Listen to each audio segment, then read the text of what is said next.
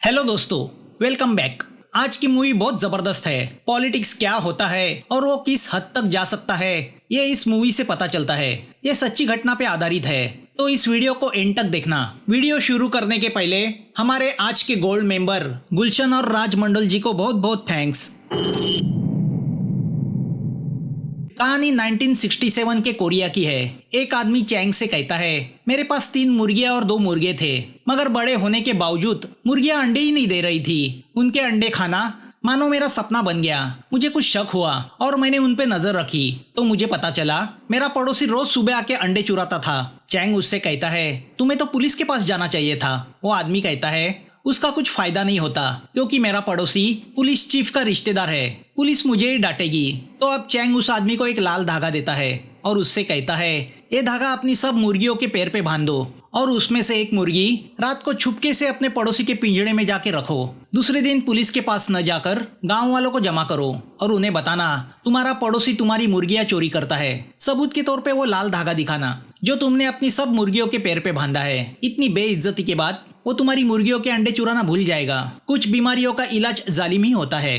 तो चैंग एक फार्मासिस्ट है, मगर उसका पॉलिटिकल दिमाग उससे कहता रहता है कि उसकी जगह डिस्पेंसरी में नहीं पॉलिटिक्स में है, और उसने पॉलिटिक्स में घुसने का रास्ता भी सोच लिया है। उसकी नजर किम पे है, जो डेमोक्रेटिक पार्टी की तरफ से उनके इलाके में इलेक्शन लड़ता रहता है। मगर किम पिछले 3 इलेक्शन हारते आया है। या तो लोग उसे गलत समझ लेते हैं या वो अपनी फीलिंग्स लोगों तक पहुंचाने में नाकामयाब होता रहता है।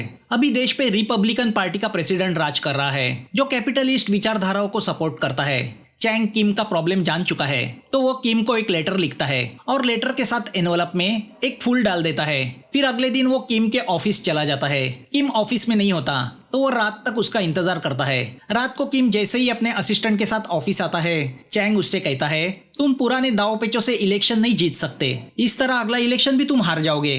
तुम उन लोगों को डेवलपमेंट का प्रॉमिस दे रहे हो जो गरीबी से जूझ रहे हैं। उन्हें रोटी और कपड़ा चाहिए, डेवलपमेंट नहीं। तो अब चैंग किम से कहता है, मैं तुम्हें इलेक्शन जितवा के दे सकता हूँ। किम का असिस्टेंट बेनी उससे कहता है, हम पॉलिटिशियंस है, व्यापारी नहीं। चैंग कहता है, दोनों में क्या फर्क है? एक को पैसे चाहिए तो दूसरे को वोट। किम चैंग से कहता है, फर्क है। व्यापारी का मकसद सिर्फ पैसे कमाना होता है, मगर पॉलिटिशियन का मकसद समाज सेवा होता है। चैंग उससे कहता है, ऐसी सोच रख के क्या फायदा? पिछले इलेक्शन में तो तुम्हारा डिपॉजिट भी जब्त हुआ था, और समाज सेवा तब कर पाओगे जब मंत्री बनोगे। बिना पैसे के तो भाषण भी काम नहीं आता। किम उससे कहता है, गलत रास्ते से जीत हासिल करके अच्छे समाज का निर्माण नहीं होता। चैंग कहता है, ऐसे तो तुम जिंदगी भर इलेक्शन लड़ते रहोगे। तो अब किम चैंग से पूछता है, तुम्हारा क्या सजेशन है? चैंग कहता है, मुझे अपनी टीम में शामिल करो। किम कहता है, मेरे पास सैलरी देने के पैसे नहीं। चैंग कहता है, पहला इलेक्शन में तुम्हें फ्री में जितवा के दूंगा। अब किम चैंग से पूछता है, तुमने लेटर में एक फूल भेजा था, वो क्या है? चैंग कहता है, वो पॉइजनस फूल है, मगर उससे दवा भी बनाई जाती है। मुझे इस्तेमाल करो, मैं तुम्हारे लिए दवा का काम करूंगा।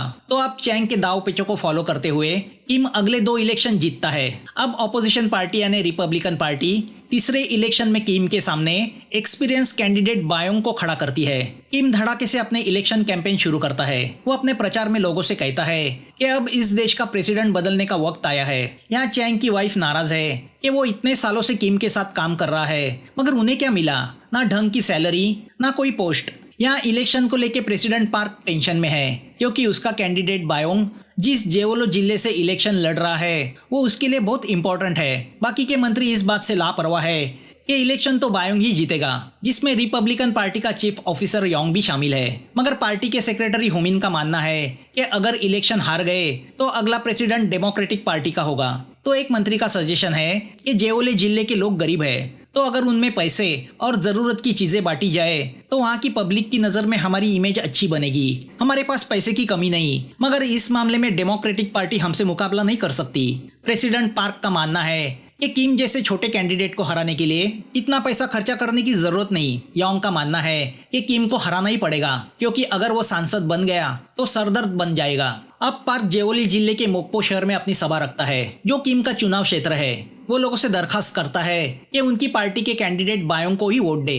बायोंग अपनी रैलीज में लोगों को कपड़े और जूते बांटता है, जिससे किम की टीम में टेंशन बढ़ जाता है, खास करके बेनी का, जो किम का मैनेजर है। किम भी जान चुका है कि ये इलेक्शन उसके लिए मुश्किल है, तो वो चैंग की मदद लेने की सोचता है। किम के टीम मेंबर चैंग को पसंद नहीं करते और बेनी तो बिल्कुल ही नहीं। टीम में गॉसिपिंग शुरू होती है कि अब चैंग आया है तो वो ऑपोजिशन पार्टी के कैंडिडेट के सब पर्सनल लफड़े बाहर निकालेगा, क्योंकि गंदे तरीके से दिमाग चलाना यही चैंग की स्ट्रेटेजी है। पिछली बार उसने इसी तरह से योंग के लफड़े लोगों के सामने लाए थे। किम को चैंग का तरीका पसंद नहीं। चैंग उससे कहता है अगर इलेक्शन जीतना है तो तरीका मेरा ही होगा, मैं दूसरों के दिमाग से काम करने वाला आदमी नहीं। वो किम से कहता है मैं खुद चाहता हूँ तुम कुछ बनो और समाज को सुधारो, मगर इसके लिए इलेक्शन जीतना होगा जो तुम्हारे तरीके से पॉसिबल नहीं, और इस इलेक्शन के बाद मुझे सीट चाहिए, पैसा नहीं। किम चैंग से कहता है अभी तुम पॉलिटिशियन बनने के लिए तैयार नहीं हो, मगर वादा करता हूँ एक दिन मैं तुम्हें मंत्री पद दूंगा। तो अब चैंग टीम से कहता है इलेक्शन कैंपेन वो प्लान करेगा, जो बात बेनी को पसंद नहीं आती। अब चैंग अपने टीम मेंबर से कहता है हम यहाँ जिंदगी भर नौकरी करने नहीं आए, हम सब यही सोच के आए हैं कि एक दिन हम भी इलेक्शन लड़ेंगे, और वो तभी पॉसिबल है जब हमारा बॉस मंत्री बनेगा, जिसके लिए कैसे भी करके बॉस को यानी किम को हमें इलेक्शन जितवा के देना होगा। मगर इलेक्शन जीतने के लिए हमारे पास डेमोक्रेटिक पार्टी की तरह पैसे नहीं हैं जो हम लोगों में बांट सके। उन चोर लोगों ने पिछले इलेक्शन में बैलेट बॉक्स में भी अफरा तफरी की थी, तो हम भी उन चोरों को उनकी ही भाषा में जवाब देंगे। किम की जीत हमारी जीत है, और पॉलिटिक्स में जीत के लिए सब हथकंडे जायज है। तो अब चैंग कुछ ड्रेस मंगवाता है, मगर वो ड्रेस डेमोक्रेटिक पार्टी के नहीं बल्कि रिपब्लिकन पार्टी के वॉलंटियर के है। चैंग टीम मेंबर से कहता है हमारे वॉलंटियर ऑपोजिशन पार्टी का ये ड्रेस पहन के एक ड्रामा करेंगे। इन वॉलंटियर को छोटे छोटे गाँव में जाके अपनी अपमानजनक हरकतों से रिपब्लिकन पार्टी की इमेज को खराब करना है। लोगों को ये महसूस करवाना है कि रिपब्लिकन पार्टी के कैंडिडेट कितने झूठे और गंदी सोच के हैं, बातें देशभक्ति की करते हैं मगर चीजें फॉरेन कंपनी की इस्तेमाल करते हैं। अब चैंग ड्रामा तैयार करता है जिसमें कुछ वॉलंटियर पब्लिक रेस्टोरेंट में जाके किम के गुण गाने लगते हैं, तो दूसरे वॉलंटियर जो बायोंग के पार्टी का होने का दावा करते हैं वो इन लोगों की पिटाई करते हैं। तो तीसरी टीम वहाँ जमा हुए लोगों से कहती है देखो बायोंग के लोग कितने गुंडे मावाली है जो सच्चाई को बर्दाश्त नहीं कर पा रहे हैं। तो ऐसी एक्टिंग से वो लोगों के मन में ये इमेज पैदा करते हैं कि बायोंग गलत कैंडिडेट है। यहाँ बेनी चैंग से कहता है कि हम रिपब्लिकन पार्टी की तरह लोगों में जूते और कपड़े नहीं बांट सकते, उतने पैसे हमारे पास नहीं हैं। रात को चैंग इसी बात को सोच रहा होता है कि उसे उसकी वाइफ से आइडिया मिलता है। उसकी वाइफ उनके लड़के को परीक्षा में अच्छे मार्क्स मिलने पर उसे कुछ पैसे देती रहती है, मगर बाद में चुपके से वो पैसे उसके पिगी बैंक से निकाल लेती है और अगली बार वही पैसे फिर से उसे पास होने पर देती है। बच्चा भी खुश और वाइफ भी खुश। तो अब अगले दिन चैंग अपने कुछ आदमियों को रिपब्लिकन पार्टी के कपड़े पहना के बस्ती में भेजता है और वहाँ के लोगों से वो सब चीजें मांग के वापस लेता है जो रिपब्लिकन पार्टी ने उनमें बांटी थी, जिससे लोगों में गुस्सा उमड़ आता है। फिर उन्हीं चीजों को डेमोक्रेटिक पार्टी के बॉक्स में डाल के उन लोगों में बांटी जाती है, जिससे लोगों में ये बात फैल जाती है कि रिपब्लिकन वाले दिखावे के लिए चीजें देते हैं और बाद में वापस ले लेते हैं। असली दानवीर तो डेमोक्रेटिक वाले हैं जो एक बार चीजें देने पर वापस नहीं मांगते। अब बायोंग और किम का जुगलबंदी भाषण लोगों के सामने रखा जाता है। अपने भाषण में बायोंग लोगों से कहता है कि किम वोट हासिल करने के लिए अपने चुनाव क्षेत्र में कपड़े और जूते बांट रहा है। वो लोगों को रिश्वत दे रहा है और रिश्वत वही देता है जिसके मन में खोट हो या जो मंत्री बनने के लायक ना हो। उसकी बातें सुनकर वहाँ खड़ा चैंग भी एक पल के लिए हड़बड़ा जाता है, तो बेनी बहुत गुस्सा होता है। अब किम भाषण देने खड़ा होता है। वो जमा हुए लोगों से कहता है मेरा चुनाव क्षेत्र जानता है, मैं गरीब हूँ, इस तरह की गिफ्ट लोगों में बांटना मैं अफोर्ड नहीं कर सकता। ये तो मुझे बदनाम करने के लिए बायोंग के पार्टी ने रची हुई चाल है, और अगर मुझे बांटना ही होता तो मैं कपड़े शूज नहीं बांटता, अनाज बांटता जो मेरे चुनाव क्षेत्र में लोगों की सबसे ज्यादा जरूरत है। ऐसी बेवकूफ़ी का काम बायोंग ही कर सकता है जो अपने लोगों को नहीं जानता क्या वो इस इलाके से इलेक्शन लड़ने के लायक भी है। ये तो वही बात हुई, उल्टा चोर कोतवाल को डांटे। किम की बातों पे सभी तालियां बजाते हैं, तो बायोंग का चेहरा गिर जाता है। किम लोगों से कहता है मैंने आज़ादी की लड़ाई लड़ी, गरीबी देखी है, मैं आपकी समस्या जानता हूँ क्योंकि मैं आप ही में से एक हूँ। वोट अपनों को देना है, बाहर से आए जालसाजों को नहीं। तो अब इलेक्शन होते हैं और किम 7,000 वोटों से जीतता है, वो सांसद बन जाता है। उसी रात रिपब्लिकन पार्टी के योंग और होमिन चैंग से मिलने उसके घर आते हैं क्योंकि होमिन जान चुका है किम की जीत के पीछे चैंग है। होमिन चैंग से कहता है हमने तुम्हें शैडो नाम दिया है क्योंकि तुम हमेशा किम की जीत के पीछे होते हो। योंग चैंग से कहता है इलेक्शन जितवाने के तुम्हारे तरीके क्रिमिनल है, मगर पॉलिटिक्स में जीत मायने रखती है। चैंग उससे कहता है, ऐसे इनोवेटिव हथकंडे सोचने के लिए भी अकल लगती है। तो अब होमिन चैंग के सामने पैसे से भरा हुआ बैग रखता है और उससे कहता है, हमारी पार्टी में शामिल हो जाओ, कोरिया के सबसे पावरफुल आदमी के लिए काम करो, तरक्की करो, पैसे कमाओ। चैंग उनसे कहता है, मुझे सोचने के लिए वक्त दो। योंग पूछता है, कितना वक्त चाहिए, क्या 1 हफ्ता काफी रहेगा? चैंग कहता है, नहीं, सिर्फ 2 सेकंड काफी है। पैसा उठाओ और यहाँ से चले जाओ। किसके साथ मुझे काम करना है इसका फैसला मैं करता हूँ, पैसा नहीं। योंग गुस्सा होकर चैंग को मारने जाता है तो होमिन उसे रोकता है। चैंग होमिन को सलाह देता है कि अगर तुम्हें तरक्की करनी है तो योंग जैसे लोगों को अपने रास्ते से हटाओ। होमिन चैंग से कहता है, जिंदगी भर सिर्फ शैडो बन के रहना है या कभी इलेक्शन भी लड़ना है, इसका फैसला तुम्हें करना है। यहाँ असेंबली में फैसला लिया जाता है कि पिछले 12 साल से एक ही आदमी प्रेसिडेंट बन के बैठा है, देश की तरक्की को रोक रहा है। तो कानून में बदलाव करते हुए असेंबली में बिल पास किया जाता है कि नए प्रेसिडेंशियल इलेक्शन लिए जाए, लोगों को उनका प्रेसिडेंट चुनने का हक दिया जाए, जिसको लेके योंग पार्लियामेंट में हंगामा खड़ा कर देता है। तो प्रेसिडेंट पार्क योंग को चीफ ऑफिसर के पद से हटाता है। ऑफ कोर्स ये चाल होमिन की ही होती है। यहाँ डेमोक्रेटिक पार्टी के गुट में सयोनी सबसे कहती है, ये हमारे लिए एक अच्छा मौका है, अब प्रेसिडेंट के लिए हमारी पार्टी भी कैंडिडेट खड़ा कर सकती है। तभी डेमोक्रेटिक पार्टी के 2 सर्वोच्च नेता शेमॉन और सैंग किम से मिलने आते हैं। तीनों में यही चर्चा होती है कि प्रेसिडेंट के इलेक्शन के लिए डेमोक्रेटिक पार्टी के किस कैंडिडेट को टिकट देना चाहिए, मगर इसका फैसला पार्टी का प्रेसिडेंट लीडर कांग करेगा। शेमॉन और सैंग दोनों लड़ने के लिए इंटरेस्टेड है, दोनों चाहते हैं कि किम उन्हें सपोर्ट करे। रिपब्लिकन पार्टी का होमिन भी अपनी पार्टी की तरफ से जानना चाहता है कि डेमोक्रेटिक पार्टी किसे टिकट देगी। तो यहाँ शेमॉन भी कांग को बिना बताए न्यूज चैनल के जरिए अपना नाम डिक्लेयर करता है कि वो प्रेसिडेंट का इलेक्शन लड़ने के लिए सही कैंडिडेट है। पार्टी की सेक्रेटरी मौनी किम से कहती है कि तुम क्यों नहीं इसका फायदा उठाते। शेमॉन के अनाउंसमेंट से कांग गुस्सा होता है और लोगों से कहता है कि पार्टी ने अभी कैंडिडेट नहीं चुना। दरअसल कांग खुद भी प्रेसिडेंट बनने के सपने देख रहा है, तो सैंग भी हटने को तैयार नहीं। इस बात को लेकर पार्टी में ही झगड़े शुरू हो जाते हैं। अब फैसला इस बात पे अटका हुआ है कि किसके साइड से कितने विधायक है। किम का गुट भी इस बात को लेकर परेशान है कि किसको सपोर्ट करे। तो अब किम भी अपना फैसला सुनाता है कि वो भी प्रेसिडेंट के कैंडिडेट की रेस में खड़ा होना चाहेगा। वो सुन के सभी चौंक जाते हैं। किम अपना फैसला मीडिया के सामने जाहिर करता है। तो अब डेमोक्रेटिक पार्टी के अंदर ही इलेक्शन लेने का फैसला लिया जाता है। रेस में 3 कैंडिडेट है, किम, शेमॉन और सैंग। मौनी किम को सपोर्ट करने को तैयार होती है। 70% विधायक शेमॉन और सैंग को सपोर्ट कर रहे हैं। मौनी सलाह देती है कि इमोशन से काम लेना होगा, विधायकों को अपने पक्ष में लेना होगा। तो अब किम की टीम पर्सनली गांव खेड़े में जाके विधायकों से मिलके उन्हें कन्विंस करने लगती है। धीरे धीरे उनके सपोर्टर्स की संख्या बढ़ने लगती है। यहाँ शेमॉन कांग से मिलता है और उससे कहता है कि अगर वो उसे सपोर्ट करेगा तो हमेशा पार्टी का प्रेसिडेंट बना रहेगा, भले वो खुद देश का प्रेसिडेंट क्यों ना बने, दोनों साथ मिलके काम करेंगे। रूलिंग पार्टी का प्रेसिडेंट बनना भी एक बड़ी बात है। तभी बेनी को सैंग के आदमी से खबर लगती है कि सैंग रेस से अपना नाम पीछे ले रहा है, मतलब अब कंपटीशन किम और शेमॉन के बीच होगी। कांग सैंग को पार्टी लीडर बनाने का आश्वासन देके उसे शेमॉन को सपोर्ट करने बोलता है। यानी अब किम की हार पक्की है, जिससे किम टेंशन में आता है। इस बार वो प्रेसिडेंट के इलेक्शन तक पहुंच गया है, अगली बार शायद ये मौका ना मिले। अगर सैंग किम को सपोर्ट करता है तो शेमॉन को हराया जा सकता है। किम के हर मुश्किल का तोड़ एक ही है, चैंग। इस बार तो बेनी भी चाहता है कि चैंग अपना शैतानी दिमाग लगा के किम की नैया पार करे, क्योंकि अगर किम प्रेसिडेंट बन गया तो उसके टीम में सबको कोई ना कोई फायदा होगा। चैंग बेनी से कहता है, अपने स्वार्थ की बात आई तो तुम्हें मुझ जैसा गंदा इंसान अच्छा लगने लगा।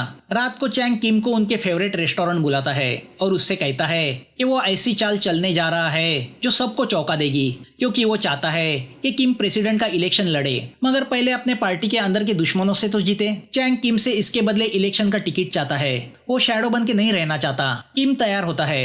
दूसरे दिन किम सैंग से मिलने जाता है और उसके विधायकों के सपोर्ट के लिए रिक्वेस्ट करता है। सैंग किम से कहता है, जो तुम मुझे देना चाहते हो वही कांग और शेमॉन भी दे रहे हैं, तो मैं उनसे दुश्मनी क्यों मोल लूं? तो वो किम को सपोर्ट करने से साफ मना करता है। मगर सैंग के घर से निकलने के पहले चैंग वहां रखे मैगजीन में सैंग के लिए एक कार्ड छोड़ के जाता है। उसमें सिर्फ एक ही बात लिखी होती है, जिंदगी में कुछ बनने का तुम्हारे पास यही एक मौका है। साथ में चैंग का नंबर होता है। रात को सैंग चैंग को कॉल करता है। चैंग सैंग से कहता है, किम जैसे आदमी को मैंने अपनी दिमागी चाल से यहाँ तक लाया, जिसकी बदौलत आज वो प्रेसिडेंट बनने के सपने देख रहा है, तो तुम्हें भी कुछ बड़ा बनाने की हैसियत में रखता हूँ। तो अगर मुझ पे भरोसा है तो जैसा मैं कहता हूँ वैसा करो, वरना मामूली पार्टी लीडर बन के रहोगे। लोग मुझे यूं ही किंग मेकर नहीं कहते। तो अब डेमोक्रेटिक पार्टी की तरफ से प्रेसिडेंट के इलेक्शन के लिए कैंडिडेट चुनने का दिन आता है, जिसमें शेमोन को 421 वोट मिलते हैं तो किम को 382 वोट मिलते हैं। 78 मेंबर दोनों में से किसी को वोट नहीं देते। मेजोरिटी के लिए 450 का आंकड़ा पार करना जरूरी है। तो अब आधे घंटे के बाद फिर से वोटिंग लेने का फैसला लिया जाता है। कांग समझ जाता है कि वो 78 मेंबर सैंग के हैं जिन्होंने किसी को वोट नहीं दिया, मगर इसके पीछे की चाल चैंग की थी। चैंग ने सैंग से कहा था, जब रिजल्ट के दिन ऐसी सिचुएशन होगी तो तुम्हारे उन 78 वोटों की अहमियत बढ़ जाएगी। तब तुम इस सिचुएशन का फायदा उठा के अपनी डिमांड रखना, शेमोन से पार्टी के प्रेसिडेंट की सीट मांगना, जो शेमोन ने कांग को देने का प्रॉमिस किया है। पॉलिटिक्स में जीत मायने रखती है, प्रॉमिसेस नहीं। पैनिक होके शेमोन तुम्हारी मांग मंजूर करेगा, पार्टी के सुप्रीम लीडर तुम बनोगे। फिर आगे जाके भले शेमोन प्रेसिडेंट का इलेक्शन हार जाए, पार्टी के प्रेसिडेंट तो तुम ही बने रहोगे। यानी कांग और शेमोन को ओवरटेक करके पार्टी की टॉप पोजीशन पे तुम आ जाओगे। तो यहाँ सैंग की डिमांड सुन के शेमोन सोच में पड़ जाता है, अपने गुरु कांग से गद्दारी करे या लाइफ टाइम अपॉर्चुनिटी को गवाए। सैंग की मांग से कांग भी बौखला जाता है, मगर शेमोन स्टैंड लेता है कि वो सैंग की तरह कांग से गद्दारी नहीं करेगा, जिससे अब सैंग की पोजीशन खतरे में पड़ जाती है। चैंग सैंग से कहता है, अब तुम्हारे पास एक ही रास्ता रह गया है, अपने 78 वोटों के साथ किम को सपोर्ट करो, क्योंकि अब सैंग पे गद्दारी का स्टैम्प लग चुका है। वो कांग और शेमोन के लिए भरोसे के लायक नहीं रहा। अब शेमोन को जितवा के भी उसे पार्टी में वो रिस्पेक्ट नहीं मिलेगा। सैंग समझ जाता है चैंग ने उसके साथ बड़ी चाल चली। चैंग सैंग से कहता है, अगली बार किम उसे प्रेसिडेंट के इलेक्शन के लिए सपोर्ट करेगा। तो न चाहते हुए भी सैंग को किम को सपोर्ट करना पड़ता है। अब सेकंड राउंड में किम की जीत होती है। अपने शैतानी दिमाग से चैंग ने किम को जितवा ही दिया था। इम्पॉसिबल को उसने पॉसिबल किया था। कांग और शेमोन भी प्रेसिडेंट के इलेक्शन के लिए किम को सपोर्ट करने तैयार होते हैं। किम को देख के चैंग यही सोचता है कि क्या किम के सपनों के साथ उसके भी सपने सच होंगे। रात को दोनों अपने फेवरेट रेस्टोरेंट मिलते हैं। चैंग किम को जीत की बधाई देता है। किम भी चैंग की अकल को मान जाता है। किम चैंग से कहता है, एमपी का इलेक्शन लड़ने के लिए तैयार हो जाओ। वो सुन के चैंग से खुशी नहीं समाती। किम चैंग से कहता है, तुम स्मार्ट हो, सिर्फ अपने शैतानी दिमाग को कंट्रोल में रखो। अब चैंग को फॉरेन अफेयर्स डिपार्टमेंट का ऑफिसर बनाया जाता है। बेनी सयोनी सब उसे रिस्पेक्ट से पेश आते हैं। किम चैंग को अपने साथ अमेरिका ले जाने की सोच रहा है। अब प्रेसिडेंट के इलेक्शन की तैयारी शुरू होती है, जिसमें किम का मुकाबला प्रेसिडेंट पार्क से है। एक इंटरव्यू में किम कहता है कि वो देश की रिजर्व फोर्स पॉलिसी खत्म करना चाहता है। रिजर्व फोर्स में हर सिटीजन को कुछ साल मिलिट्री में काम करना अनिवार्य है। किम को लगता है ये सख्ती है, मगर इस बात का फायदा ऑपोजिशन पार्टी का सेक्रेटरी होमिन उठाता है। वो किम की सोच को लोगों के सामने गलत तरीके से पेश करता है कि किम कोरिया की मिलिट्री को कमजोर करना चाहता है, जिससे नॉर्थ कोरिया आसानी से साउथ कोरिया पे ओवर पावर हो सके। और आप तो जानते हैं, जब देश की सिक्योरिटी का मामला आता है तो हर देशवासी इमोशनल हो जाता है। चैंग जान जाता है इसका असर आने वाले इलेक्शन पे होगा और किम के लिए इलेक्शन जीतना नामुमकिन हो जाएगा। किम भी जान जाता है इस सिचुएशन से उसे सिर्फ चैंग ही बचा सकता है। चैंग कहता है, बड़े इलेक्शन सिर्फ इमोशंस पे ही जीते जा सकते हैं। वो किम को एक पुरानी न्यूज दिखा के कहता है, 5 साल पहले शेमोन ने CIA के खिलाफ एक स्टेटमेंट दिया था, तो CIA ने उसे डराने के लिए उस पे जानलेवा हमला किया, मगर उसका उल्टा असर हुआ। शेमोन ने इसी बात को जोरों शोरों से पब्लिक के सामने रखा, जिससे लोगों के इमोशंस शेमोन के साथ जुड़ गए और वो बड़े डिफरेंस से इलेक्शन जीत गया। हमें वही फॉर्मूला इस बार इस्तेमाल करना चाहिए। चैंग की आइडिया सुन के सब चुप हो जाते हैं। झूठ मूठ का किम पे हमला करवा के लोगों के इमोशंस के साथ खिलवाड़ करने का आइडिया खुद किम को पसंद नहीं आता। किम चैंग से कहता है, ये पॉलिटिक्स है, सर्कस नहीं। हम नेता है, जोकर नहीं। बेनी सुझाव देता है कि किम मीडिया के सामने अपना स्टेटमेंट वापस ले और इस मैटर को खत्म करे। शाम को किम चैंग से कहता है, तुम इलेक्शन लड़ने के लिए अभी तैयार नहीं हो, तुम्हारा दिमाग कूटनीति में ही फंसा है, तुमसे समाज सेवा नहीं होगी। तो वो चैंग से फॉरेन अफेयर्स का पद छीन लेता है, जिससे चैंग बहुत दुखी होता है। किम के अमेरिका जाने के 2 दिन बाद उसके घर में एक ब्लास्ट होता है। तो अब ये न्यूज बिजली की तरह पूरे देश में फैल जाती है कि किम को इलेक्शन से रोकने के लिए ऑपोजिशन पार्टी ने CIA की मदद से चाल चली। ब्लास्ट में किम की माँ और कजिन बाल बाल बचे। यहाँ पार्क खुद हैरान है कि ये किसने किया। तो यहाँ चैंग भी इस बात का फायदा उठा के मीडिया के जरिए ऑपोजिशन पार्टी पे इल्जाम डालने की पूरी तैयारी करता है। मगर तभी पुलिस डेमोक्रेटिक पार्टी के ऑफिस में आके चैंग को अरेस्ट करती है। मीडिया में ये बात फैल जाती है कि किम का आदमी चैंग ही इस हादसे के पीछे का मास्टरमाइंड है। तो अब मीडिया किम को सवाल करने लगती है। किम जानता है कि उसकी परमिशन के बगैर चैंग ऐसा कोई कदम नहीं उठाएगा, मगर सयोनी बताती है कि जब ब्लास्ट हुआ तब चैंग ऑफिस में नहीं था, तो सब चैंग को ही शक की निगाहों से देखने लगते हैं। किम चैंग से मिलने जेल जाने लगता है तो कांग किम को इन सब बातों से दूर रहने कहता है, मगर किम उसे सुनाता है कि चैंग मेरा आदमी है, मैं इन हालातों में उसे अकेला नहीं छोड़ सकता। मौनी किम को समझाती है कि तुम प्रेसिडेंट का इलेक्शन लड़ने जा रहे हो तो अपना स्टेटस संभालो। अब जब चैंग की पार्टी उसे जेल से नहीं छुड़ाती तो उसे छुड़ाने होमिन जेल पहुंचता है। वो चैंग से कहता है अलग अलग पार्टी के लिए ही सही, मगर हम दोनों वजीर का काम कर रहे हैं, हम दोनों को हमारे बादशाहों को जिताना है, मगर जीत किसी एक की होगी। होमिन चैंग से कहता है हमने उस आदमी को पकड़ा है जिसने वो ब्लास्ट किया, तो अब तुम घर जा सकते हो। चैंग उससे कहता है मैं जानता हूँ ये किसका किया धराया है। जेल से छूटने के बाद चैंग सीधा किम से मिलने जाता है। किम चैंग से कहता है ब्लास्ट के पीछे का टारगेट मैं नहीं तुम थे, मगर इन सब बातों से पार्टी की इमेज खराब हुई है, पार्टी तुमसे नाराज है। चैंग पूछता है तुम क्या चाहते हो, ये मेरे लिए मायने रखता है, मैं पार्टी के लिए नहीं तुम्हारे लिए काम करता हूँ। किम कहता है बड़ी मुश्किलों से मैं यहाँ तक पहुँचा हूँ, ऑफ कोर्स इसके पीछे तुम हो, मगर अब मुझे नीचे गिराने के लिए भी तुम ही जिम्मेदार हो रहे हो। चैंग कहता है जो तुम्हें नीचे गिरा रहे हैं वो तुम्हारी दुश्मन है, मैं तो तुम्हारा हूँ, मैंने तो हमेशा तुम्हारी भलाई सोची है। किम कहता है गलत तरीकों से खुद को सही साबित करना ये पॉलिटिक्स नहीं, तुम्हारे इरादे अच्छे होंगे मगर तरीके गलत है, तुम्हें पॉलिटिक्स में नहीं अंडरवर्ल्ड में अपना करियर करना चाहिए, तुम्हारी यहाँ जरूरत नहीं।